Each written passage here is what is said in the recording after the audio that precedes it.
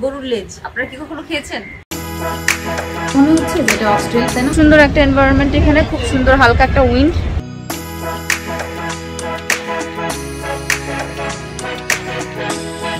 ঘুম থেকে উঠে আমি একটা বয়েল এগ খেয়েছি, এখন ব্ল্যাক কফি খেলাম। আর এখন ব্ল্যাক কফি খেতে খেতে ভাবছি আজকে কি রান্না করবো, একটা হাউস ওয়াইফের লাইফ যেরকম হয়। তো বাসার সবাইকে জিজ্ঞেস করলাম কে কী খাবে। আমার হাজব্যান্ড বললো যে অক্সটেল আছে ফ্রিজে, মানে গরুর লেজ। আপনারা কি কখনো খেয়েছেন? না খেলে চলুন দেখি, আমি বানাচ্ছি, দেখেন কীরকম, অনেক মজার, এরকম গোল গোল সাইজের। তো এখন সেই অক্সটেল রান্না করবো আর চিকেন বিরিয়ানি করবো, এই হচ্ছে কাজ। তো এখন বসে বসে আর কি সব কিছু ভাবছি যে কোনটা কীভাবে কী করবো সেগুলো থিঙ্ক করছি। আর কফি খেলাম, গাছে পানি দিলাম। আর আমাদের বাসার সামনে হচ্ছে যে রাস্তা, সেই রাস্তা দিয়ে প্রচুর মানুষজন যাচ্ছে, প্রচুর গাড়ির সাউন্ড। লকডাউন মানুষের হয়তো প্রয়োজনে বা হয়তো না, জীবিকার প্রয়োজনে বের হতেই হচ্ছে। আমার হাজব্যান্ডের অফিস বন্ধ, আমরা বাসাতেই আছি। আপনারা জানাবেন যে আপনাদের সবার সময়টা কেমন কাটছে।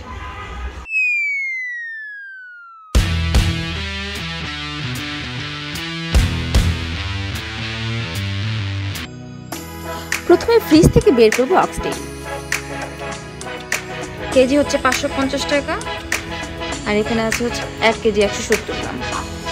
আজকে আমি সেটাই নামাবো। এখন আমি এটা নামিয়ে ভিজাচ্ছি।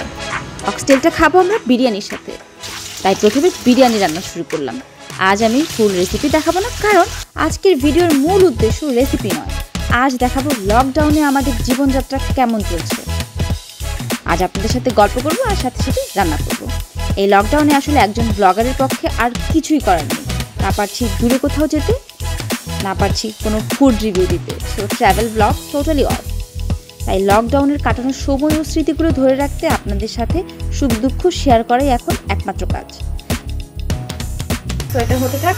এটা হতে হতে আমি আমার বিরিয়ানির চালটাকে হাফ সেদ্ধ করে ফেলবো। আজকে আমি ব্যবহার করছি বাসমতি চাল। একদম ঘেমে গিয়েছি, এখন একটু ফ্যানের নিচে বসতে আসলাম। অনেক গরম আজকে, টেম্পারেচার হচ্ছে 31 degree Celsius, real feel 36। So প্রচণ্ড হট। হাউস ওয়াইফদের কোনো রেস্ট নাই। হ্যাঁ, লকডাউনের আগেও রান্না, লকডাউনের সময়ও রান্না, লকডাউনের পরেও রান্না। মিউজিক। লকডাউনের আগেও রান্না, লকডাউনের সময়ও রান্না, লকডাউনের পরেও রান্না। লকডাউনের আগেও রান্না, লকডাউনের সময়ও রান্না, লকডাউনের পরেও রান্না। আর কোনো উপায় নেই, সারাক্ষণই। আর সারাক্ষণ মানে এখন লকডাউনের মধ্যে মনে হয় কি খাওয়া আরও বেশি হচ্ছে। আপনাদেরও মনে হয় তাই, তাই না? লকডাউনে খাওয়ার দাওয়া একটু বেশি হয়। সো এই গরমের মধ্যেও ঘেমেই রান্না করতে হচ্ছে, নো অপশন। কথা বলতে বলতে আমাদের বিরিয়ানি প্রায় শেষ।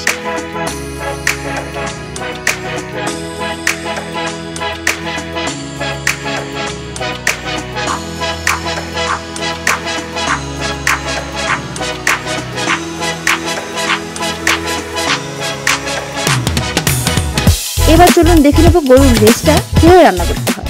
আমি জানি না আপনারা খান কিনা, আমার হাজব্যান্ডের এটা খুবই পছন্দের গরুর লেজ।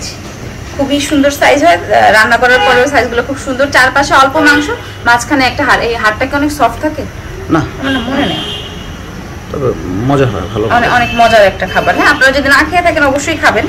আমি এখানে দিয়েছি, অলরেডি দিয়েছি পেঁয়াজ বাটা, আদা রসুন বাটা, এলাচ, দারচিনি। এখন আমি দিব হচ্ছে এতে লবণ, হলুদের গুঁড়া, ধনিয়ার গুঁড়া। অলরেডি আমি জিরা বাটা দিয়েছি, এই জন্য আমি আর জিরা গুঁড়াটা দিব না। আর আমি রান্নাটা করবো সরিষার তেল দিয়ে।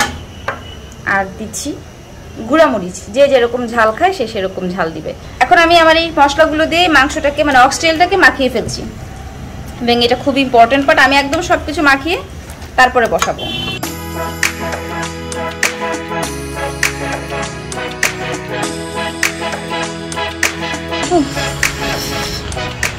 রান্নার ফাঁকে ফাঁকে একটু রেস্ট নিতে চলে আসছি। আমরা তো আসলে একটা প্যান্ডেমিক সিচুয়েশনের মধ্যে দিয়ে যাচ্ছি, খুবই বাজে একটা সময়। যে যাই খাবো চেষ্টা করবো যে আমার পাশের কোনো মানুষ না খেয়ে আছে কিনা, মানে আমার আওতার মধ্যে যতটুকু পরে আমি যতগুলো মানুষের খোঁজ রাখতে পারবো সেই খোঁজটা রাখা। অবশ্যই খাবার শেয়ার করা, যেমন আমি আমার আজকের খাবারটিও কারো না কারোর সাথে শেয়ার করে খাবো। আমি এই প্যান্ডেমিকের মধ্যে খুবই চেষ্টা করছি সবার সঙ্গে, কিছু মানুষজনের সঙ্গে, কাছের মানুষ বা যাদের প্রয়োজন সেই প্রয়োজনীয় লোকজনের সঙ্গে, সবার সঙ্গে আমার খাবারটি শেয়ার করে খাওয়া। আপনারাও সেটাই চেষ্টা করবেন যে কেউ যাতে অভুক্ত না থাকে, আপনার পরিচিত, যেমন আমি চেষ্টা করছি আমার পরিচিত সবার খোঁজ খবর রাখতে, আপনিও সেটাই করবেন। মানুষ হিসেবে এটা আমাদের দায়িত্ব, মানবিক দায়িত্বের মধ্যে পড়ে। খুব খারাপ একটা সময় পার করছি, আল্লাহর কাছে দোয়া করি যে তাড়াতাড়ি যেন আমাদের এই খারাপ সময়টি কেটে যায়। এখন তো নামাজ পড়ে দোয়া করা ছাড়া আল্লাহর কাছে আর কোনো কিছু করার নেই, সো আমরা সেটাই করব। অবশেষে রান্নাবান্নার পালা শেষ। প্রিয়জনের সাথে খাবার শেয়ার করবো, এর জন্য আমি একটু তুলে রাখছি। আর আপনারা দেখেন যে বিরিয়ানির কালার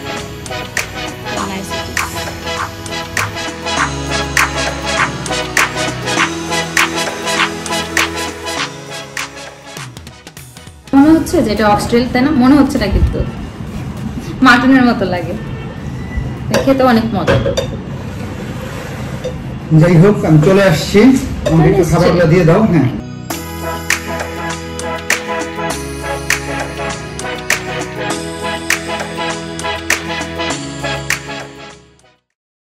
আমার রান্নায় খুশি হয়ে জাহাপনা আমার জন্য এনামের ব্যবস্থা করলেন। সুন্দর একটা বিরিয়ানি খাইয়েছে, সো খুব ভালো লেগেছে, এই জন্য তাকে উপহার স্বরূপ এই লেমনেডটা তাকে দিচ্ছি। তোমার জন্য একটা ছোট্ট একটা glass of lemonade. Thank you. একটু খেয়ে দেখো, আশা করি ভালো লাগবে। ওয়াও, কি কি দিয়েছো এখানে? এখানে আসলে মেইনলি স্প্রাইটের সাথে একটু লেবুর রস, আর কিছু বরফ কুচি, বরফ কুচি না, বরফের কিউব, আর হচ্ছে পুদিনা পাতা। আবার লেবুর রস দিয়েছো? হ্যাঁ, লেবুর রস দিয়েছি। Thank you. Welcome, you are welcome. মজা হয়েছে, থ্যাংক ইউ।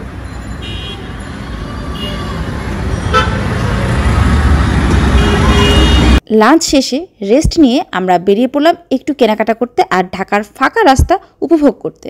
এখন ডিসিশন নিলাম যে একটু ক্যাপ্টেন্স ওয়ার্ল্ডে যাবো, কিছু কেক বা এই যে ড্রাই কেক, এই ধরনের বিস্কুট, এগুলো কিছু কেনাকাটা করব। চলুন তাহলে যাই।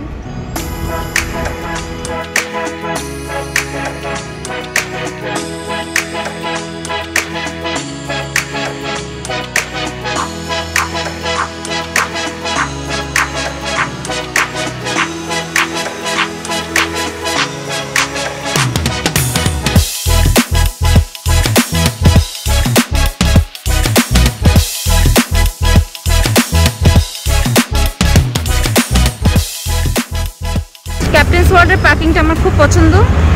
এই যে আমার হাজব্যান্ড ওখানে আমার জন্য ওয়েট করছে, আমি একটা কফি নিয়েছি,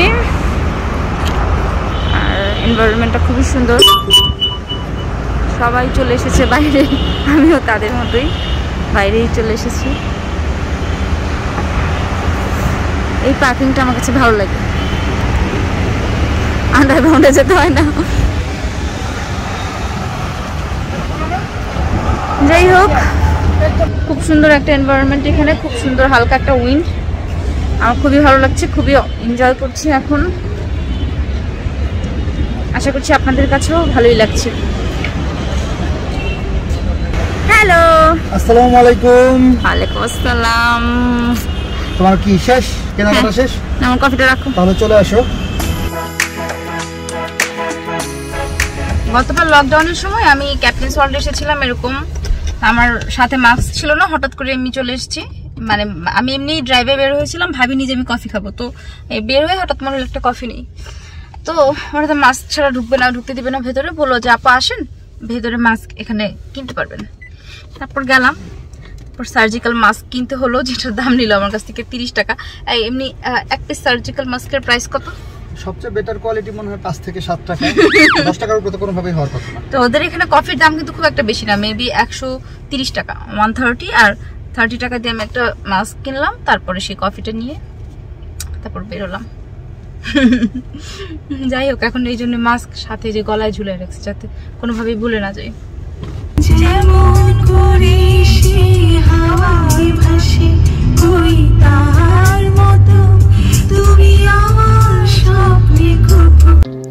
তো বন্ধুরা, এই ছিল আমার লকডাউন ডায়েরির দ্বিতীয় পাতা, অর্থাৎ দ্বিতীয় এপিসোড। আপনার লকডাউন কেমন কাটছে তা কমেন্ট বক্সে জানান, আর আমার আজকের ব্লগটি ভালো লাগলে লাইক, শেয়ার ও সাবস্ক্রাইব করে পাশেই থাকুন। পরবর্তী পর্বে আমরা নতুন কিছু নিয়ে হাজির হচ্ছি। ততদিন পর্যন্ত সবাই সুস্থ থাকবেন, ভালো থাকবেন। আল্লাহ হাফিজ।